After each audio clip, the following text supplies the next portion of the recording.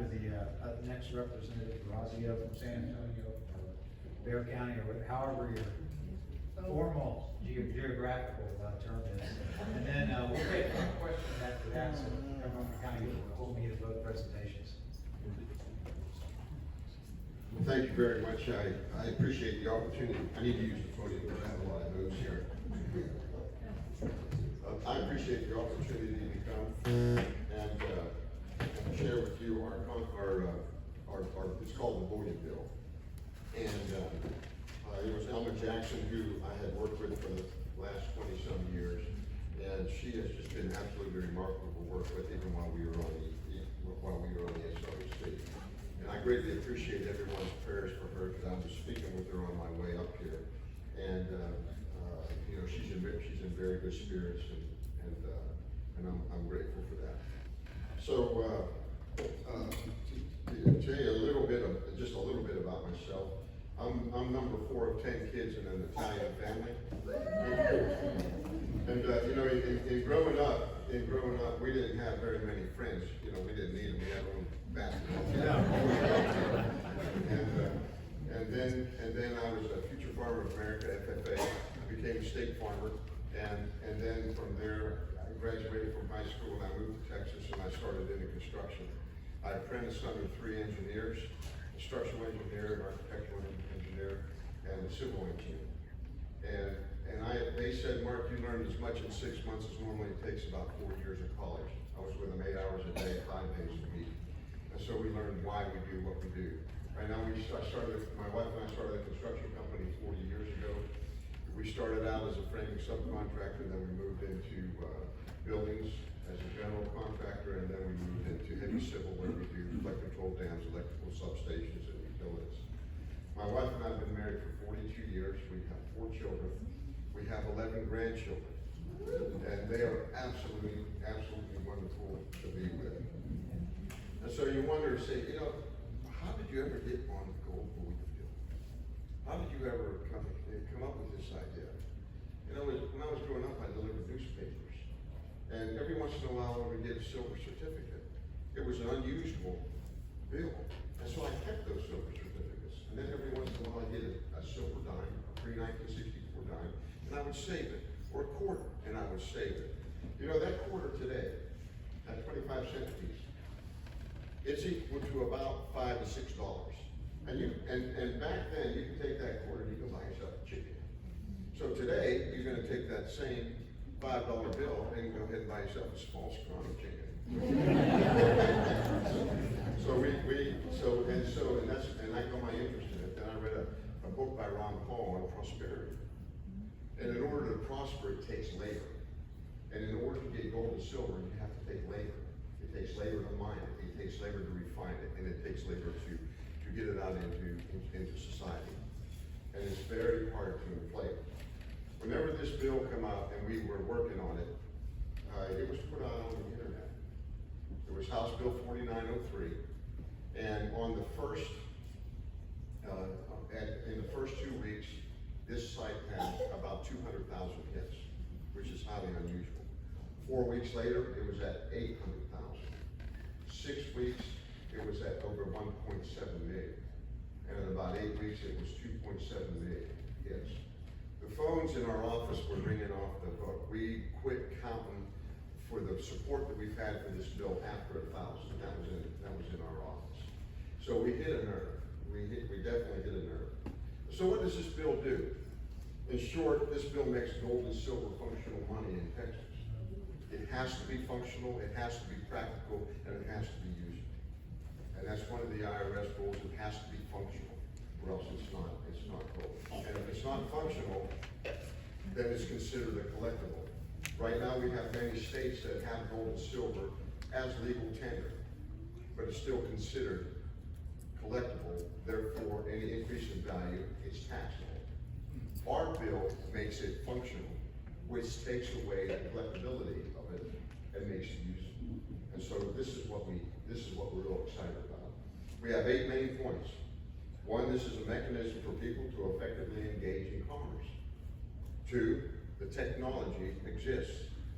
3, it solves problems and allows us to keep our gold and silver in the United States. 4, it meets the constitutional requirements of Article 1, Section 10 of the U.S. Constitution. 5, it shields against central bank digital currency. 6, the value of the gold and the silver in the deposit account must equal to the value of the user accounts. 7, it's not subject to legislative appropriations. And number 8, it authorizes the fees to cover the cost of the program. Now, I'm going to lay this bill out as I laid it out before, and I laid it out in front of the committee. And so you'll see exactly where I'm going with this bill, and then you'll see that, you know, some of the questions that will arise, and then we're working on solving those. This is a mechanism for people to effectively engage in commerce. Of course, many states have already made silver and gold illegal tender, but we don't have a mechanism in place for citizens to be able to engage effectively in commerce. You know, how am I supposed to go to the grocery store and buy groceries, or how am I supposed to put gas in my car with a gold bar? Today, it's hard. It's an impossibility. You just can't do it. Number 2, the technology exists. You know, I should have taken this thing out.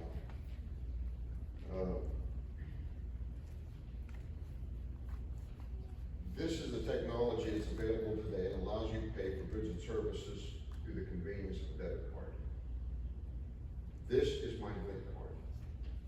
Every time I send money to Glen, they purchase gold on my behalf.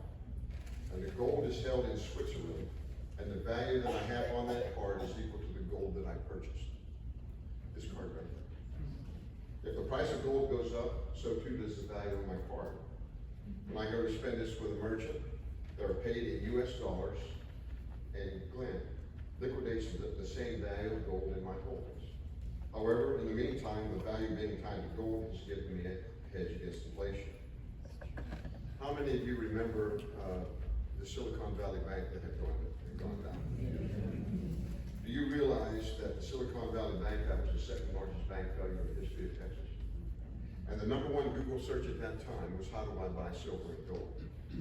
People are looking for tangible assets. And when you go back to the scripture in Genesis 2, it gives you the reason how God intended us to be able to effectively engage in commerce.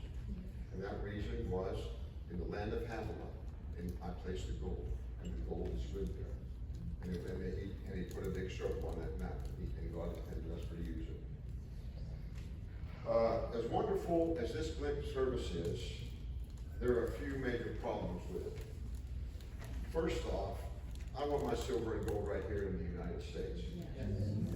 Second, there are tax and privacy implications because my Glen gold is considered an investment by the Internal Revenue Service.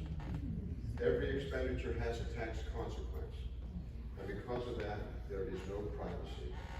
I swipe it, the IRS knows exactly what I spent because it's out of Switzerland.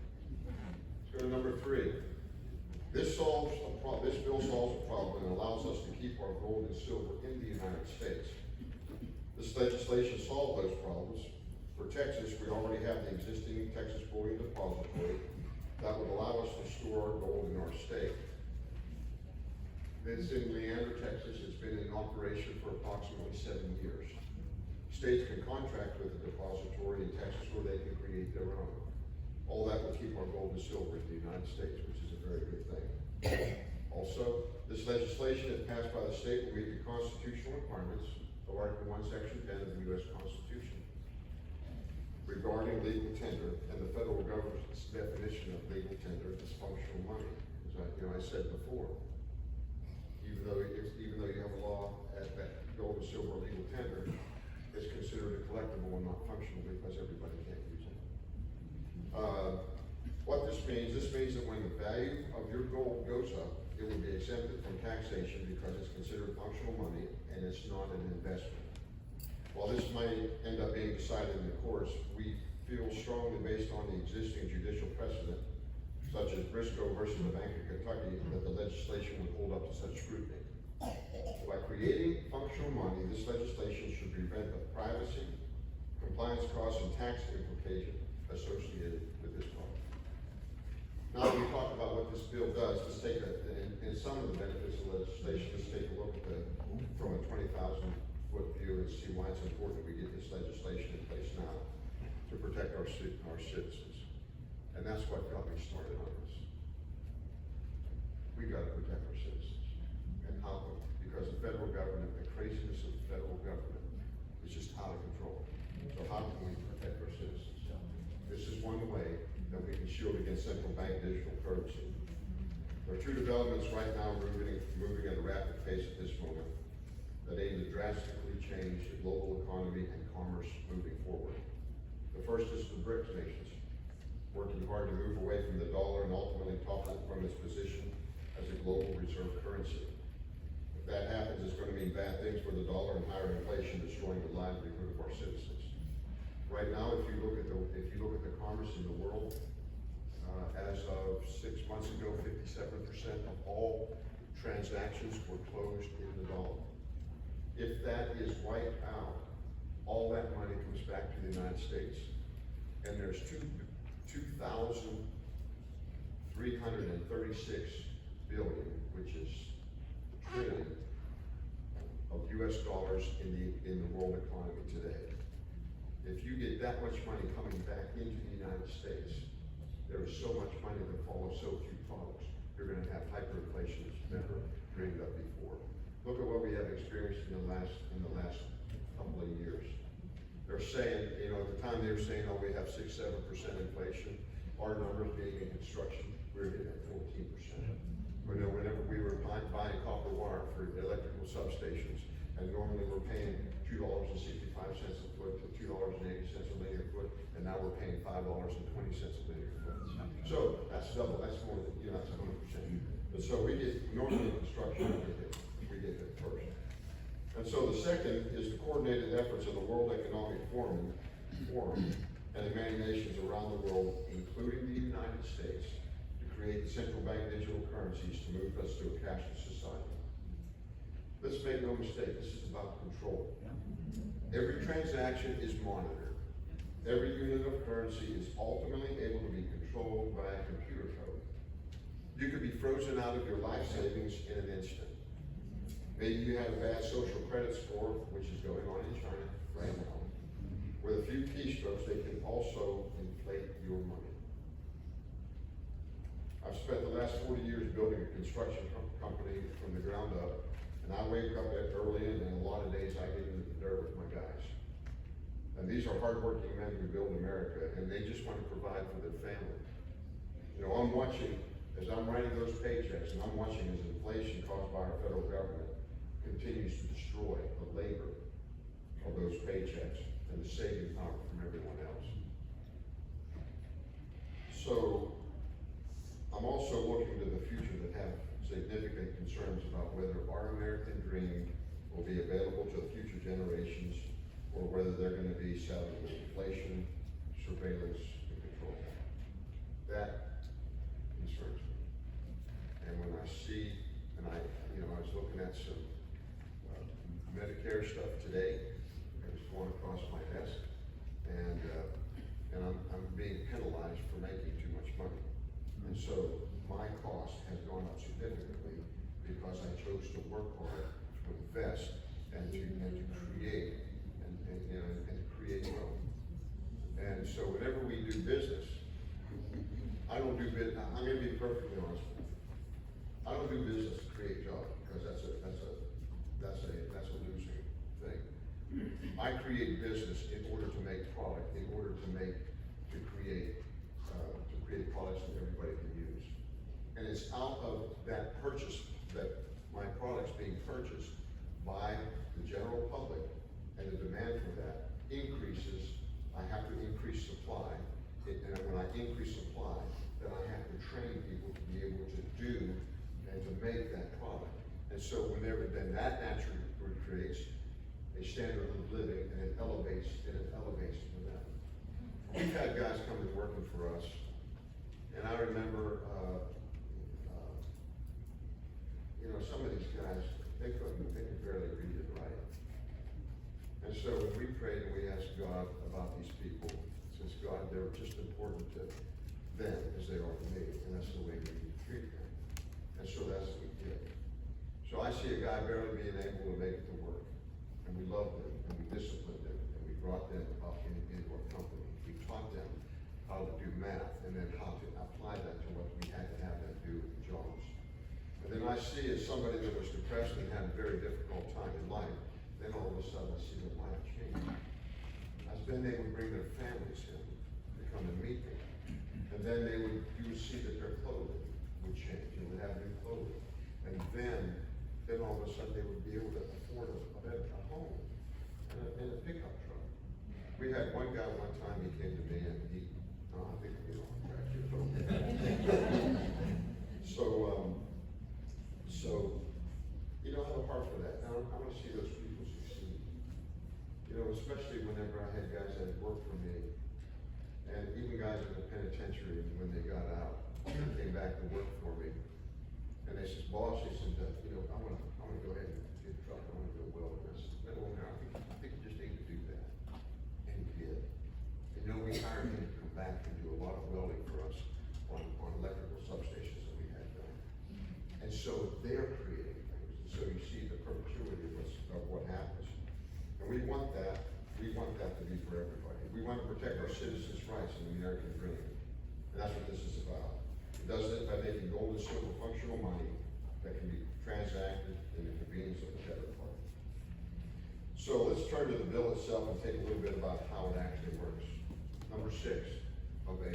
The value of gold and silver in the deposit account must be equal to the value of the user accounts.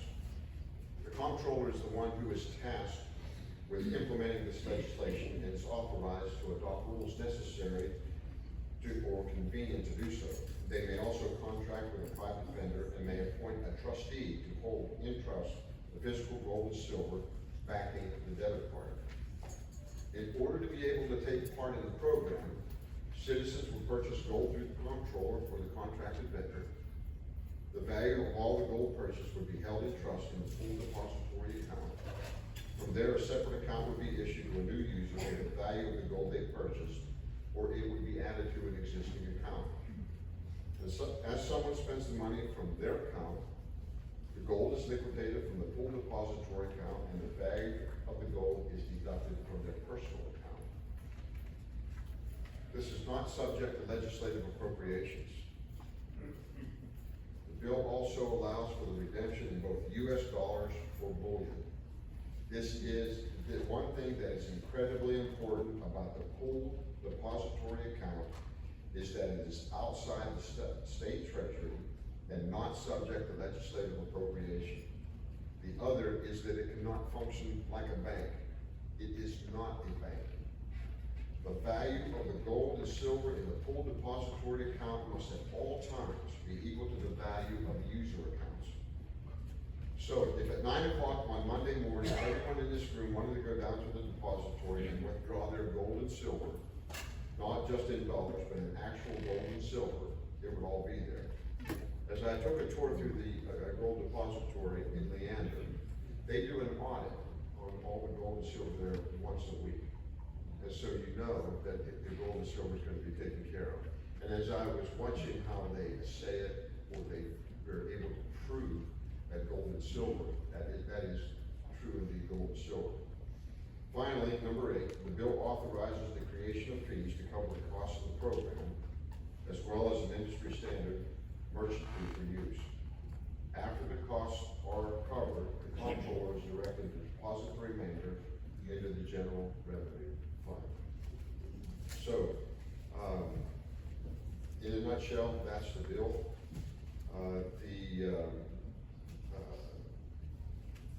We're excited about it. We are getting a lot of good feedback on it. And to go back to the 8 main points again, this is a mechanism for people to effectively engage in commerce. The technology exists. It solves problems and allows us to keep our gold and silver in the United States. It meets the constitutional requirements of Article 1, Section 10 of the U.S. Constitution. It shields us against central bank digital currency. And the value of the gold and silver in the deposit account must be equal to the value of the user account. It's not subject to legislative appropriations. It's your gold, it's your silver. And it authorizes the creation of fees to cover the cost of the program. That's our House bill. That's what we We filed it again, we filed it in, two of the four, or three of the four last special sessions. And we continue to get more and more interest in this account. And, so I am grateful for that, and, hopefully we can get it across the finish line this next legislature session. So thank you.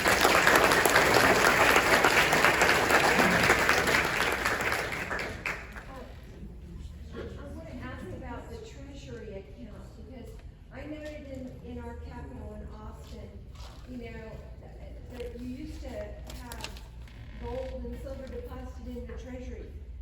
It doesn't exist, they say, any longer. But I understand it does exist, so can you tell us some more about that? Well, on the treasury, that's with the regular standard banking system. This is completely separate from the banking system. This is the depository. What's happening is people are confusing a depository with a bank. If you take a look at the history of banking, it was Rialto something in the 1500s. People would bring their gold and silver into that depository, and they would have to pay for a fee to keep it.